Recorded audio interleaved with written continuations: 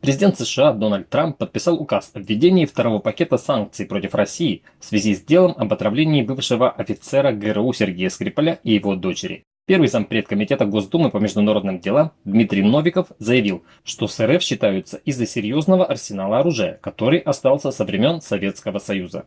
Новиков также добавил, что для наращивания экономического потенциала необходимо сосредоточиться на решении внутренних проблем. Как показала уходящая неделя, у государства таких проблем множество.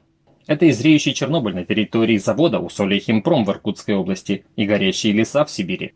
Однако кажется, что государство это особо не беспокоит. Оно железной рукой готово пресечь любые волнения внутри страны.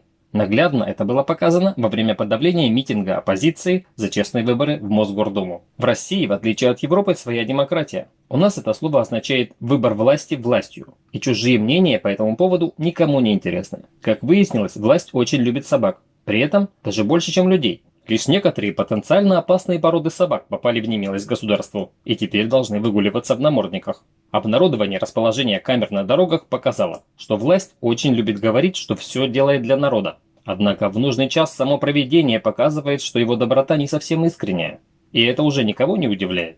На примере с пожарами в лесах государство показало, что оно руководствуется в решении вопросов исключительно экономической выгодой. Это в частности объясняет, почему в стране огромное количество бедных. Государству народ не выгоден. Такое ощущение, что власть относится к последнему как к нагрузке, которую она получила в управление вместе с огромной территорией и ее богатствами.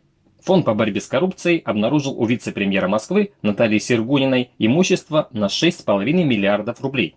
Похоже, что сколько чиновника не корми, он все равно о деньгах думает. В общем, интересы власти по-прежнему в наращивании своих баснословных капиталов, а не в улучшении благосостояния народа. И лишь иногда толчки извне в виде введения новых санкций в отношении России заставляют чиновников задуматься о сосредоточении на внутренних проблемах страны. Такой, по мнению канала, обо всем с юмором была уходящая неделя. Пишите в комментариях, чем она запомнилась вам. Желаю всем удачи на следующей неделе. Помните, отсутствие новостей – это тоже хорошая новость. Спасибо за внимание, пока.